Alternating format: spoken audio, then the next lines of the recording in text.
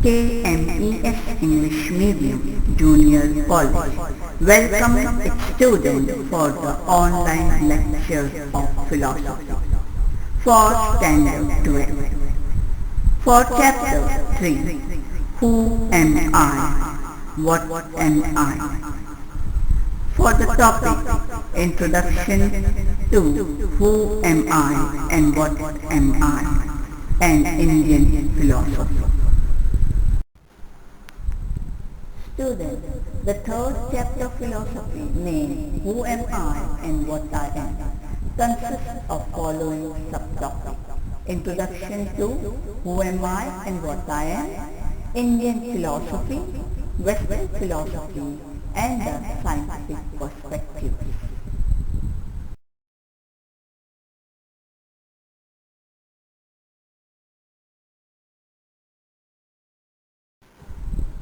Introduction.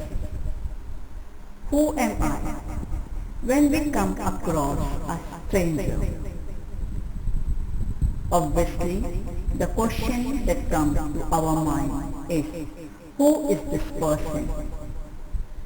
We may even ask, may I know who you are? The other person may also ask the same question to you. But neither of us gets confused by this question. Rather, we introduce each other. This introduction can be lengthy one, which includes name, place, education, occupation, like, dislike, hobbies, etc. Or it can even be short one, with just asking the name of each other.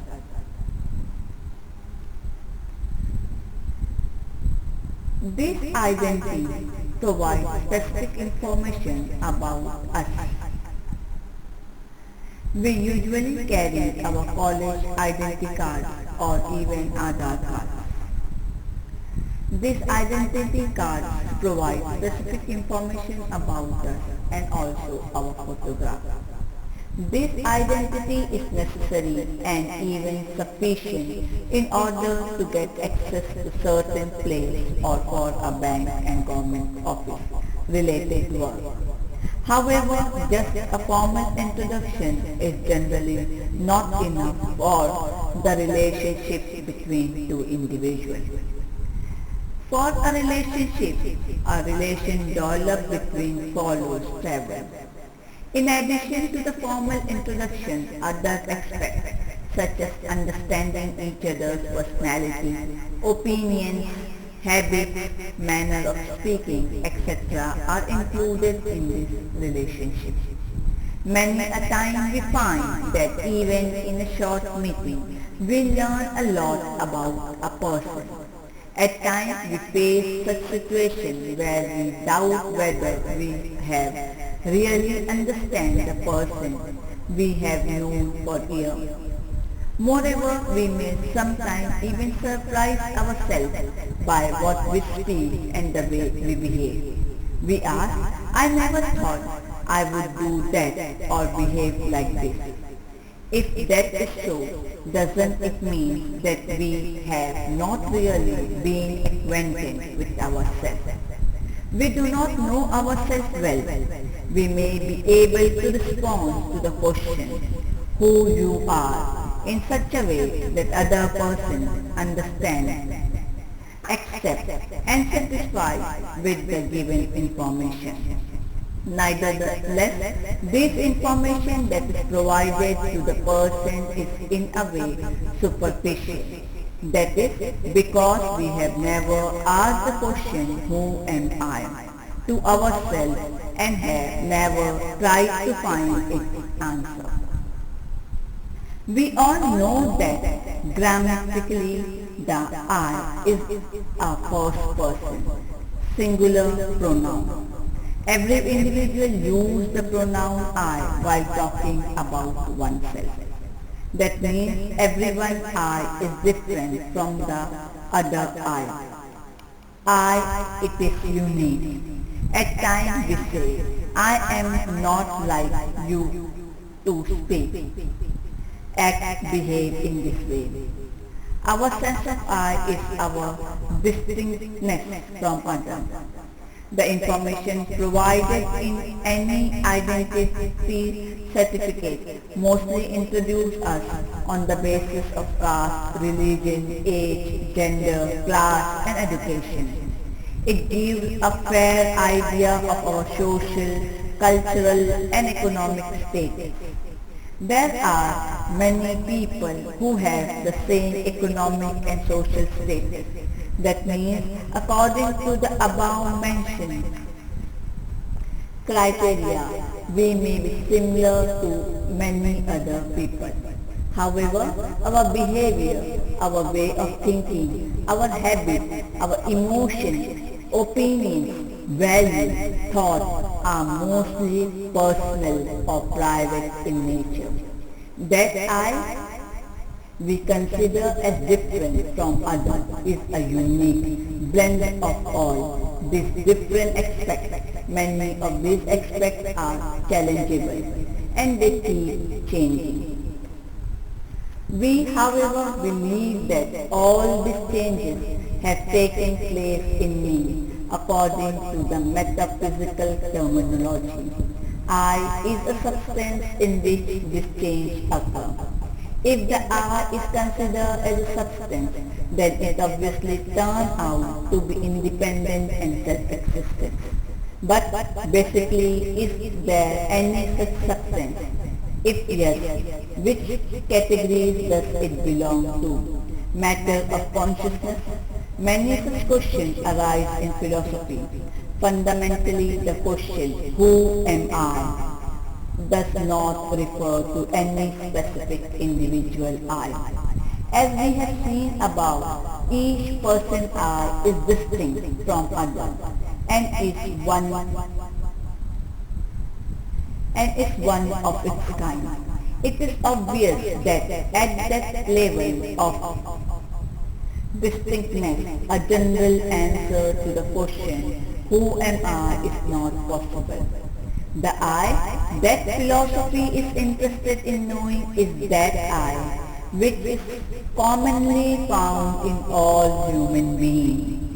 In a sense, it is the I that represents the mankind.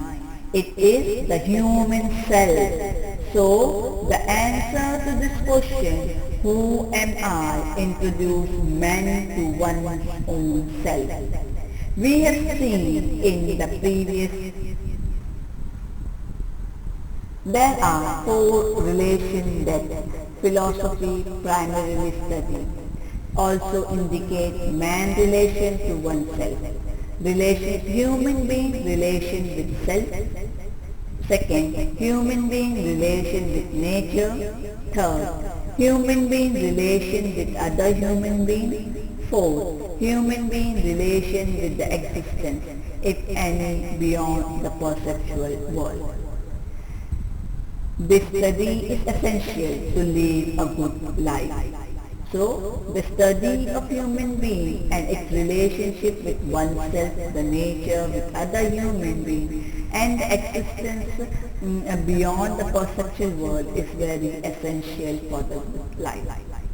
In order to know who we are, what we are, our abilities and limitations that we want, what we do not want, what we should do, what we should not do, we must first understand what we exactly are. When we say we are human beings, this question has great importance in metaphysics. Metaphysics is one of the branch of philosophy. The question gives the answer given by this question that we are human beings. The response given to this question directly affects the problem and the concept of other branch like epistemology, ethics, etc. Ourselves are found in both in Indian and Western tradition.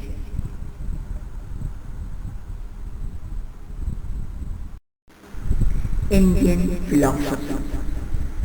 In Indian philosophy, we are going to study about Charvaka Darshana, Jaina Darshana, Buddha Darshana, Sankhya Darshana, and Advaita Vedanta Darshana. We are going to study each of these darshanas' views regarding the question, who am I and what am I? Charvaka Darshana. Charvakas are materialistic. They reject the existence of consciousness or non-material substance independently of material body. That does not mean that they deny the existence of consciousness or awareness. According to them, as long as we are alive, our body is animated.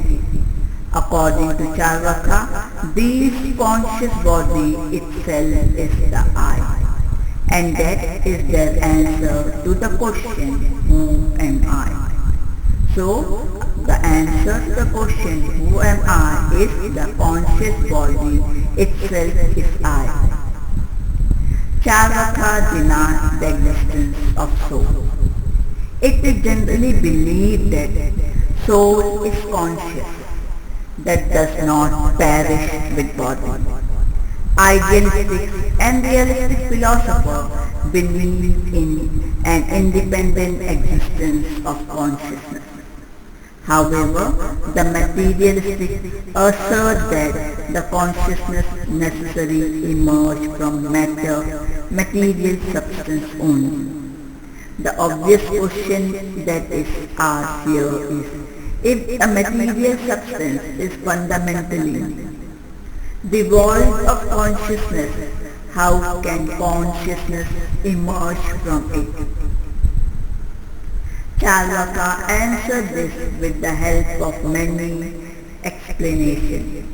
Just as the combination of green beetle leaves, brown beetle nut, and white lime, if chewed together, produce red color, which does not exist in any of them in particular, but the combination of various material elements produce consciousness. Charvaka defines soul as the conscious living body. They would always say, Chaitanya Vishita Viha Vi Atma. As a result, they reject all them existing philosophical views and common belief that the soul is immortal, that it goes to heaven or hell after death, or that it takes rebirth and enter a new body. The view of Charvaka is also known as Brihatmaveda. This metaphysical standpoint of Charvaka is logically consistent with their epistemological perspective, which accepts perception as the only valid source of knowledge.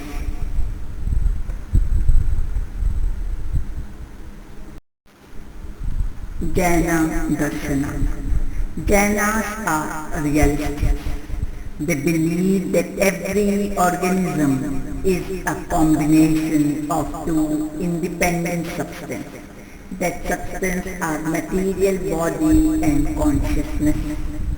According to Jainas, not only animals but plants and even dust particles also have soul.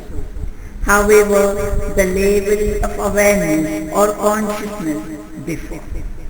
Jainas have systematically classified the jiva, living being, on the basis of following criteria: their ability to move, the number of senses they use to experience the world, whether they are liberated or bounded.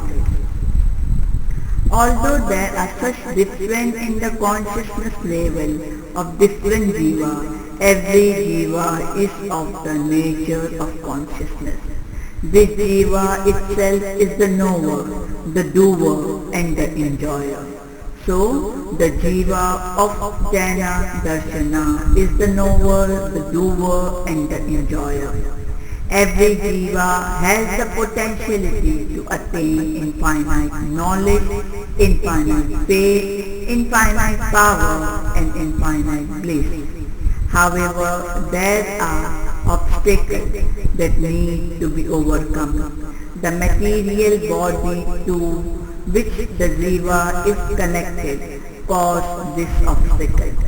The material body is formed from the minute particle of matter, which is known as Pudgala in Jain Darshana. Pudgala means the particles or items that can be combined or disintegrated. The passion and desire present in jiva or soul, originating from their past karmas, attract peculiar particles toward the jiva, taking a particular form. Consciousness exists in each of these particles of body. The body, the sense, the mind are all considered to be the obstacle in the path toward the perfection of the soul. Until this perfection is achieved, the soul remains bounded with matter. It continues to move from one body to another after the death of the earlier one.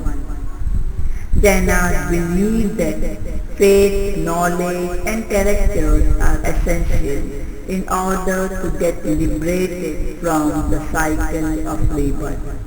The Jainas answer to the question, who am I? Is that I am the soul and can attain infinite wisdom, faith, power and bliss on liberation. So, Jainas question, who am I is answered by I am a soul.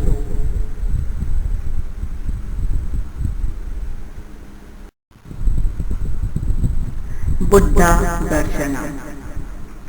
Other than Charvaka, the school that rejected the existence of soul in Indian tradition is Buddhism. So, Buddhism and Charvaka does not believe in the existence of soul. The reasons behind this are much different from each other. Buddhism does not believe in any kind of permanent or eternal substance.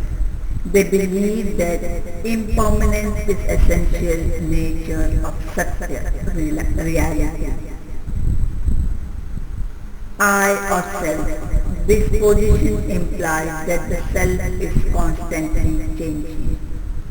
There is nothing inside us which is constant from birth to death. We are different every moment, but we are not aware of these changes that take place from moment to moment. We do change, but it does not mean that every moment we become a complete different person.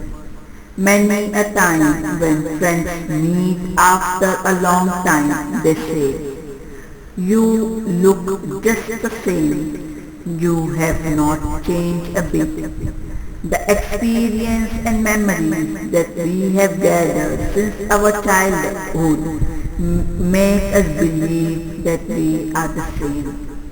It is the same me. If we are constantly changing, then why do we experience consistency or identity? The answer of the Buddha is that what we experience is a kind of continuum. However, continuum is not eternal or permanent. If you take a pot of oil and pour it slowly, we see a continuous stream of oil. But in reality it consists of several drops. Due to the succession of these drops, we do not see that they are distinct. Every moment a new drop is poured out of the glass, but we look at them as a single constant flow. Same is the case with our existence. It is made of several changing constituents. There is no constituent or substance which in the person throughout. The arrangement of the constituents is changing, but this continuum is maintained since there is no interruption. As a result, we start feeling that there is some never-changing permanence principle in us. To clarify this further, Buddhists give an example of the flame of the oil lamp. The flame that burns in the lamp is different every moment. Since every moment the different drop of oil burns along with different particles of the wick using the oxygen in the air. But due to the rapid succession and continuity, we experience it as the one and the same flame. Similarly, our existence is composed of 5 components according to Buddhism. So, who am I? Is the answer to this question according to Buddhism is that our existence is composed of 5 components.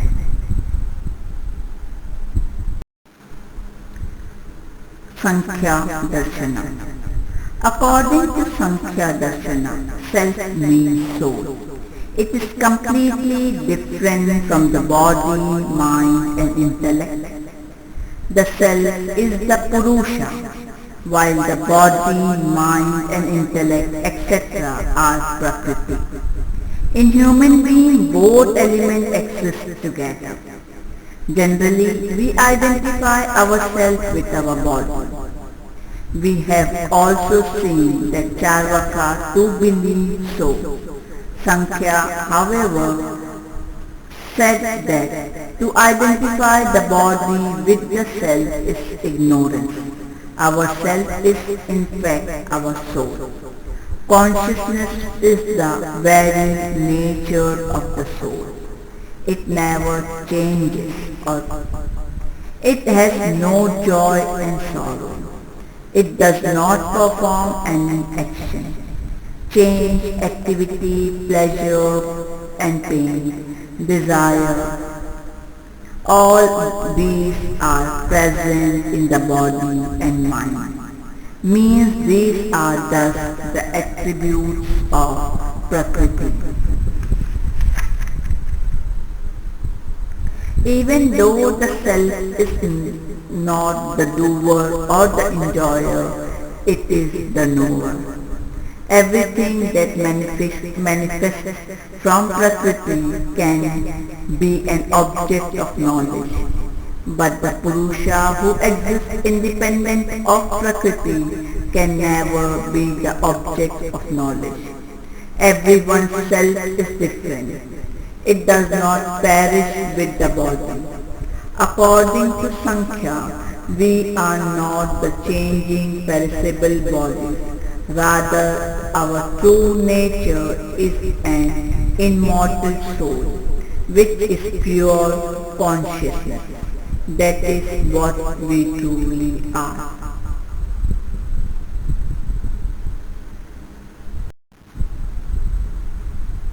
Advaita Vedanta.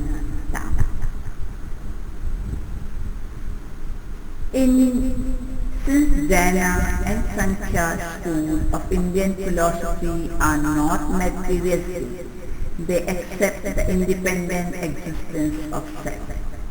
But at the same time, they do not deny the existence of matter. The Advaita Vedanta Darshana is essentially idealistic. Hence it accepted the existence of soul only and rejected the existence of material substance.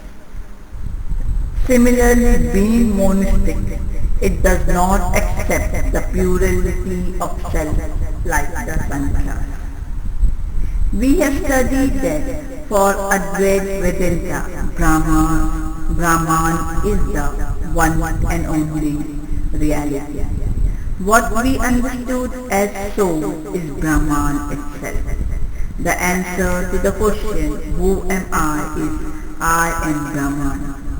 Just like Brahman, I am without any attribute, formless, eternal, indestructible, non-moving and never changing. It is only because of the ignorance that we identify ourselves with the body and distinguish ourselves from others. It is true that our action and behavior at particular level is in accordance with the belief. However, Advaita said that when we attain the knowledge of self, that is the knowledge of Brahman, we experience ourselves as the all-pervading, pure consciousness.